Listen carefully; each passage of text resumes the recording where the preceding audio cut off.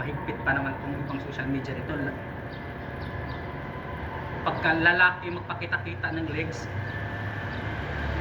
na ayaw ka agad mag-post yung video or ano pa, basta ganun yun. Pero pagka pero pagka mga sexy, maganda magpakita-kita ng ano, okay lang. ganun ka selective kahit saang bagay naman, nandyan talaga yung favoritism, selective, ano pa ba, basta lahat na nandyan talaga. Dati kasi nung kabataan pa itong mga ganito parang basic lang, kasi pag nag-cutting classes, huwag niyong gayahin naman yung mga kabataan na kami yun noon, kaya naging resulta hindi gumanda yung grado, kaya pagka dating ng kolehiyo hindi makakuha ng scholarship kasi pasang-awa lang yung grado. Yun yung mahirap. Pagka may pera ka, pwede kang magpakuya-kuya-kuya. Ating classes, tama yung sabi ni Sir Digong na 75%, 75 yung grado, pwede na. Kasi nga, meron ka namang kakayanan na tawag ito, pangbayad na pang-tuition sa kolehiyo, ano ba? College na lang. Kahirap ba? May pang-tuition ka naman sa college. Pagka wala, kailangan mo magsikap talaga. Yun yung kasi pinagdaanan namin yung palpak na yun eh. Kasi nung time yun, parang nasa isip lang kasi na mag-graduate lang ng high school para makapagtrabaho na. Doon ko na napagtanto, pagdating dito, pahigpit yung competition sa trabaho, kailangan college level, college graduate. Ngayon, wala pa rin namang pang tuition, hindi makakakuha ng scholarship kasi yung grado, pasang-awa. Yun yung nagiging malaking problema.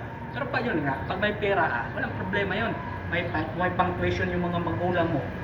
Kahit pasang-awa lang yung grado mo sa high school, pwede pa rin yun kasi makapag-college ka pa rin naman talaga eh. Kasi mayroon namang pambayad, mayroon kang pang tuition. Pero pagka wala nga, kailangan mo magsikap, kailangan pilitin mo yung grado mo na makaabot sa yung qualifications, mga scholarship. Kasi kahit sabihin mo 50% na yung discount, napalaking bagay na yun.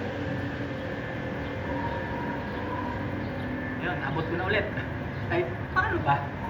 Doon pala tayo sa dati, kasi ganito dati, basic lang, kasi pag nag-cutting classes kasi yan, naliligo sa ilog, ito lang yung mga, alam mo mga kabataan, payabangan, ano yung nakakaya ng isa, hindi pwedeng hindi mo makakaya, kailangan makakaya mo rin, yung sayuhin mo rin. Kaya yun yung kwento, kaso na lang naligaw. Pero pagka, kahit masabihin mo may edad ka na, pag i-practice mo pa rin ang i-practice, makakaya pa rin. Ilang pa ba to? Ilang minutong practice pa di. Hindi nga lang ganun katagal, pero pag tumagal-tagal ko rin tong ganitong ginagawa, kahit pag magkatulog-tulog ako na nakaganito.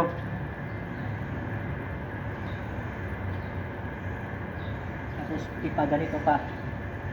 Lagyan natin ng counting challenge para pagdating dito sa kabila,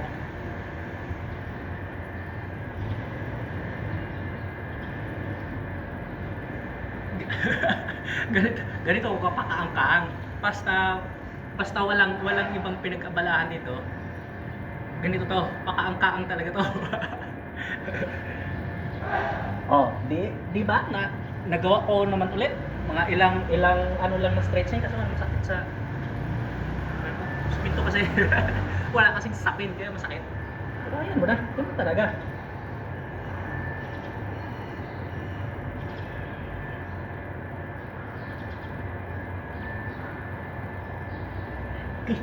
Sakit talaga sa sako. Wala kasing sapin eh. Nagdadahilan na naman, nagdadahilan or ano talaga. Pero nakaya naman, naabot ko naman, ha? Simento lang talaga kasi. Ano pa ba? Wala na kasi akong ibang naisip na sasabihin eh. Kailangan talaga, yun na yun. Kasi, yun nga yung parang nagiging mali eh. Pagka nagkaedad lalo na sa probinsya, ang mindset kasi doon pagka kahit naman siguro dito pagka lumagpas ka ng 13 parang magpatamad-tamad ka na sa lahat ng mga physical activity. Pagkagaling ng trabaho gusto mo na lang paupo-upo, painom-inom kasi pangbawi daw, pangtanggal pagod. alak, hindi naman daw. Hindi naman daw. Parang pakiramdam mo lang daw talaga nakakatulog ka na maigi pag lasing ka. Pero yung katawan mo hindi daw. Yun yung sabi ng mga eksperto ha. Hindi yung sabi sa akin na chismis ko lang yun, nasagat ko lang yan. Ang proper daw talaga na recovery, kumain ka na maayos, matulog ka na maaga. Yan. Na walang kahit anong pinapasok mo sa katawan mong toxic. Kung kailan tayo nagkaka-guys, mas kailangan natin yung mga physical activities. Kahit sa maglaro tayo ng basketball, yun din na yung pustahan. Kasi pag sa pustahan, mga bata kalaban natin, malabo yung panalo natin. Kasi talo tayo sa bilis. Pero sa gulang, makakalamang may edad. Tsaka sa physicality. Kasi mabagal na nga, pero mas matigas kasi. Nasubukan ko nang naglaro ng mga, nung kabataan ko, maglaro ng mga labor yung kalaban. At ako nung nagbubuhat ng kamuting kahoy, yung sa Phil Start dati, uso pa. Sa probinsya lang, sa Bohol lang yun, yung Phil Start sa ibang mga bayan na tatarang, hindi pamilyar yun. So, yun, nakalaban ko pagka bumangga ka, ikaw na nga yung bumangga, ikaw pa yung nasasaktan, yung ganun ka, no? Yun kahirap. Pero matatalo mo pa rin talaga sila talaga sa bilis. Doon kami nananalo doon kasi mga maliliit kami lahat doon, yung mabibilis. Ako lang yung mabagal. Yung mga kasamahan ko mabibilis, ako lang yung mabagal.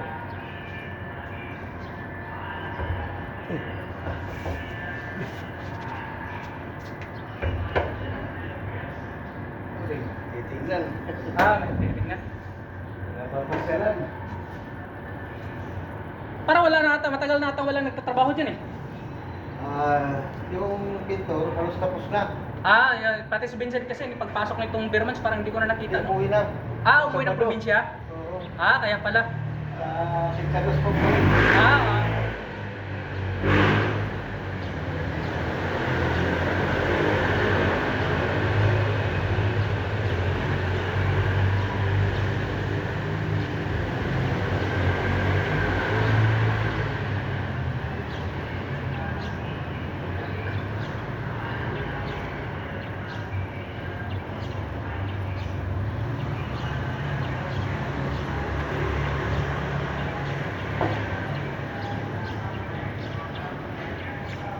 Kasi dito lang kasi yung area na may araw eh. Kaya magtiyaga tayo. Magtiyaga. Kasi ito yung area na kami, win! Bigla na naman nagpatahang-kahang siya ako. Yan na. Ganun lang naman. Yun na nga yung sinasabi nila. Gawin mong nakaka-enjoy yung exercise na pinaggawa sa buhay. Kahit ano pa yan, basta igalaw mo yung katawan mo, nakapag pinagpapawisan ka, hindi naman pumayat sa pawis ha. Pag pinagpapawisan ka, ibig sabihin bumilis yung heartbeat mo, kaya uminit yung katawan mo, kaya nagpinapalamig ng katawan mo yung kaya lumabas yung pawis mo pala para lumamig yung katawan mo, ganun yun.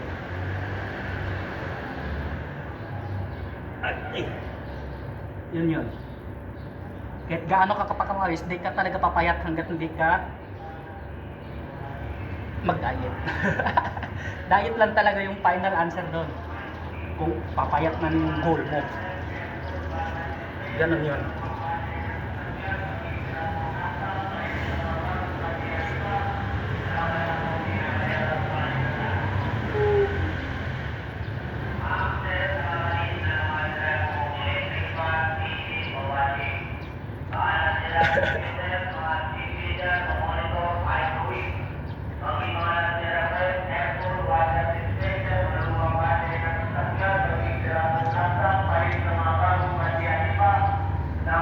Wala na ako na ito naisip na sasabihin.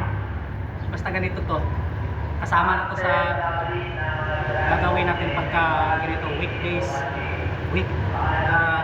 holiday.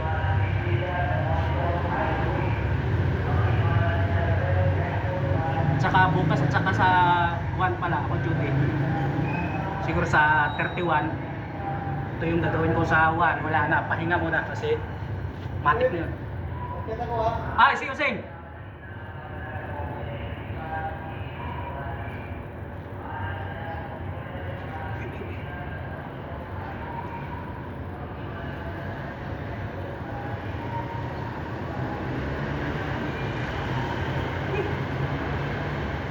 Ito sa akin, wala to sa grammar, wala to sa parang proper. Hindi ko, ngayon ko pa lang to aaralin. ganun, ganun. Sa probinsya kasi, wala namang grammar yun. Basta, maigalaw mo lang yung katawan mo, yun na yun.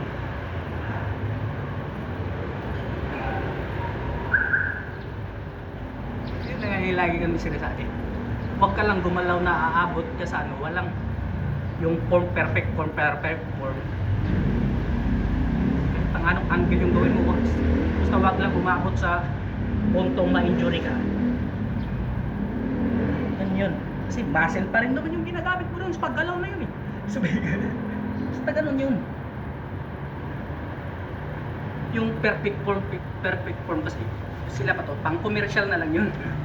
Kasi pagka commercial ka, kailangan smooth, maganda tignan. Yan yun. Eh, pero pagka mag-exercise ka lang naman para sa sarili mo, kahit paano gawin mo, basta wag lang aabot sa punto nga ma-injury ka. Kasi pag na-injury ka, tapos din yung exercise mo. Yun naman yung malaking problema doon. Lagyan ko nga ng sapin para itong kabila lang naman yung sumasakit. Itong kabila, flexible mo itong kabila. Mayroon talagang imbalance katawan ng tao, imbalance. yung kabila okay naman, wala akong problema. Ito lang naman kabila, pag indihin ko sumasakit yung sakong. Ano ba, mahinang nila lang yung right side pa naman, yung left side okay naman.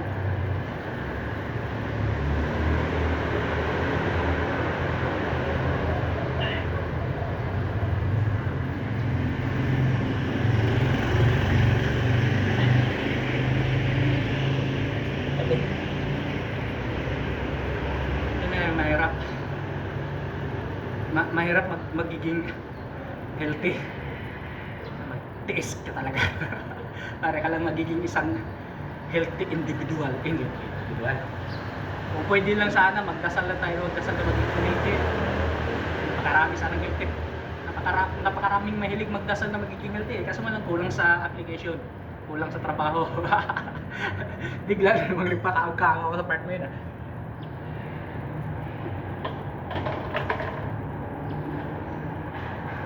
Ay.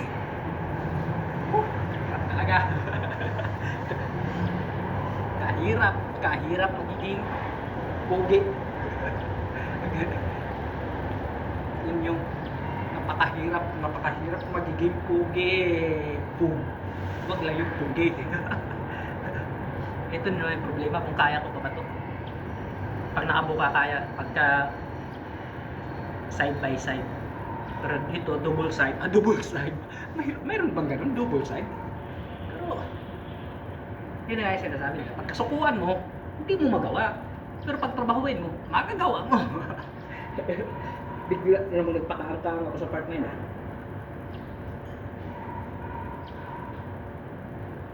Yo.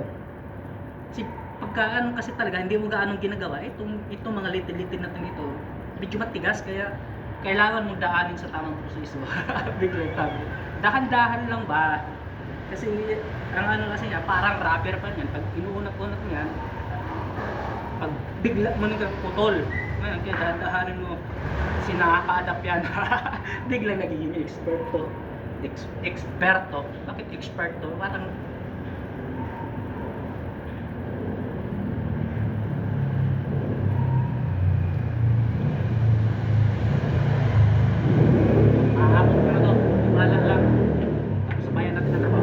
ng sapin yung sakong para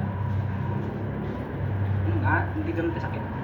Kasi tiles pala, simento. Kanina po kung simento, tiles pala. Pag nagdiin mo siya, napatungan mo, masakit. Ito, tiwala ko, maabot ko na to.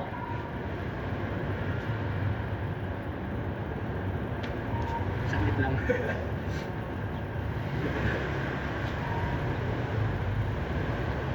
Si Ma'am na lang pala may kulang eh. Ha? Si Ma'am na lang may kulang. Bakit? Report? Yung ilaw. Yung ilaw na tulog. Oo, yung ano nila. Siguro baka na-order na siguro, baka di lang na-deliver. So sila na lang kulang, pwede na lipatan. Okay. Permit niyan, okay na rin. Okay na. Occupy permit, Okay sir. Sige, bossing.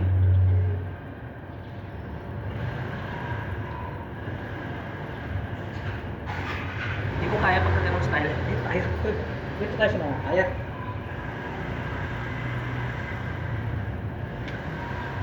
Woo! Hindi ata tatagal ng 3 seconds ah.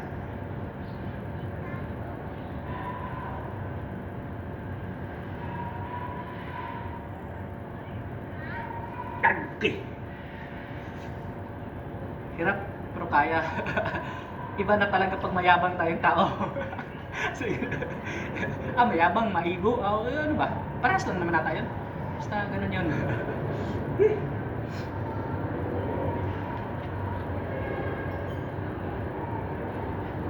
Kailangan nga natin magiging flexible kasi pagka nadulas ka, ano ba gagamitin mo? Balance. Pagka kahit gaano pa kaano yung katawan mo, kung hindi ka flexible, pagka nyari naglalakad ka sa daan, nadulas ka, paano ka makakabalance na wala nga, tawag nito, tumbalubo ka o sa Bisaya pa sa Bohol, tumbalubo ka. So itumbal.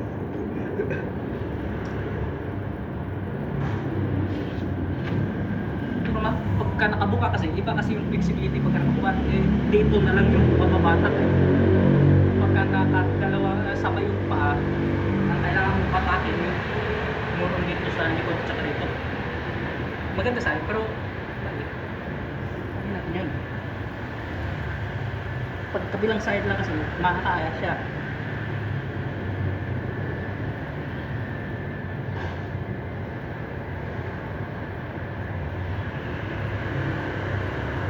Ay! Lightweight! May pa lightweight. Ito nalalaman.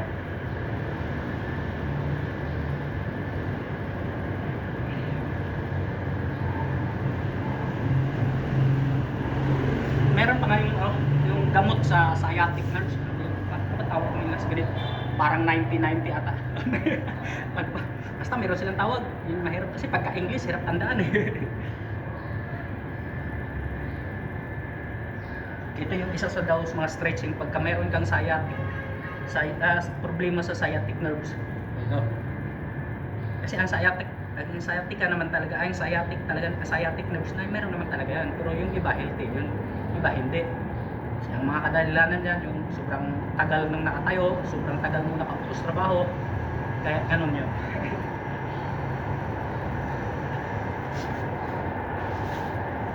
Marami pa sana, kaso walang nakahiga eh. Mahirapan nakahiga. Dumi yun. Madumi. Kanina ako nang naghilata-hilata. Ito ngayon lang ako nakaisip magreklamo madumi. Ilang minuto na ba? Kung baga nasubraan na ako, baka sunburn naman abutin ko nito. Natakot din mo sa sunburn. Kala mo, napaka-flawless. Takot mo sunburn, nakala mo napaka-flawless. Ilang ano na lang.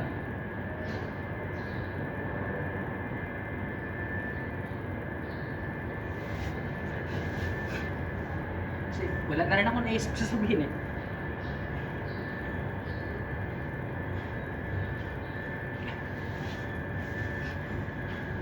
Sa umaga pagkagising ko, ginagawa ko na rin naman itong mga ganito.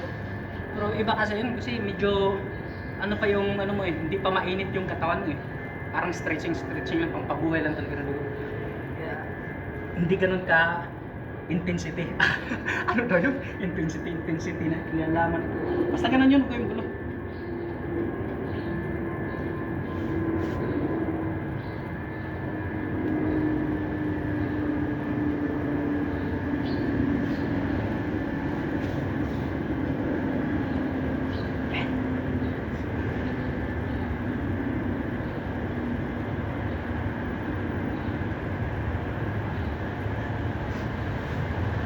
Meron ba ako? Baka sobrang ubra na yun. Tama na siguro to. Basta important. Hindi naman sinasabi nilang kailangan umabot ka ng ilang oras bago magpabilad sa araw.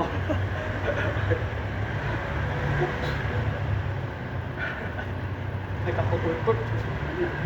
Pero madulas kasi baka sumablay pa. Oh.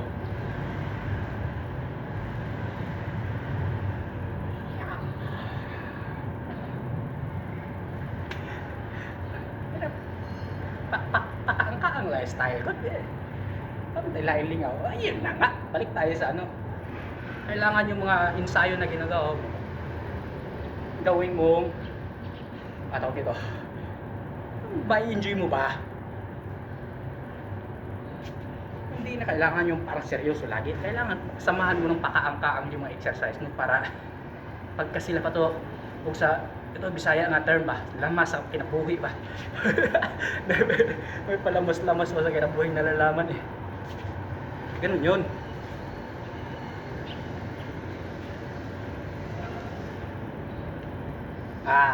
Bigla ko na naisip. Ito nga, ganito nga pala.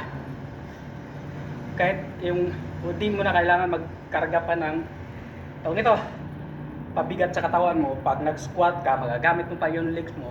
Ano? Kahit katawan lang, pag squeeze. Squeeze. Ano na yun? Basta pigain mo. Yun pala yung tamang term. Parang goblin squat feeling, meron ka rin bigat. Ayun, yung kamay mo, parang magagabi yung upper body mo, bigla ako nagiging expert dito sa part nito. Sa upper body, kunyari meron hinahawakan, ano, kailangan may tension din.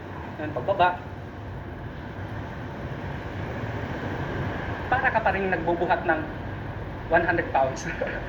Pag bigat, hindi naman yung bigat yung nagdadala doon eh. Yung tension. Bigla ako nagiging expert ko na. Dito sa kabilang side. Ano lang na to? Di na yung sumo squat. Ano lang to? Conventional naman. Conventional ba? Ano ba? Parang deadlift yata yung conventional. Yung shoulder apart pa. Ano to? Yan. Huwag na. Basta magpantay lang yung legs at saka ano, yung normal na ano pala. Ganun pa rin. Pag baba mo, kahit walang bigat yan, kailangan may tension yun sa legs. Walang extra bigat lang.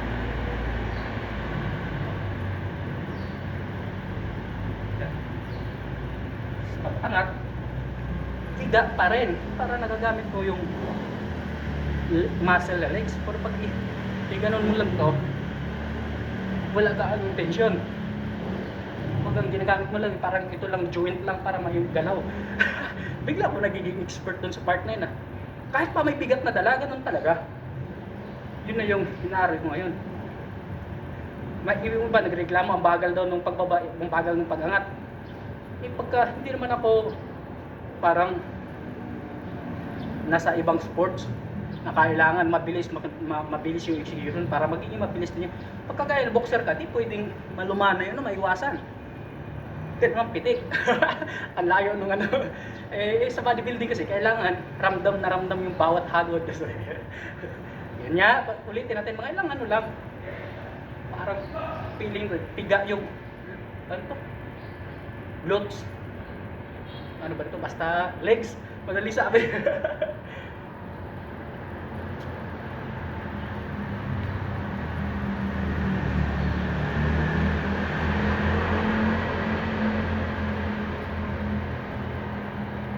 Okay, yun na yun.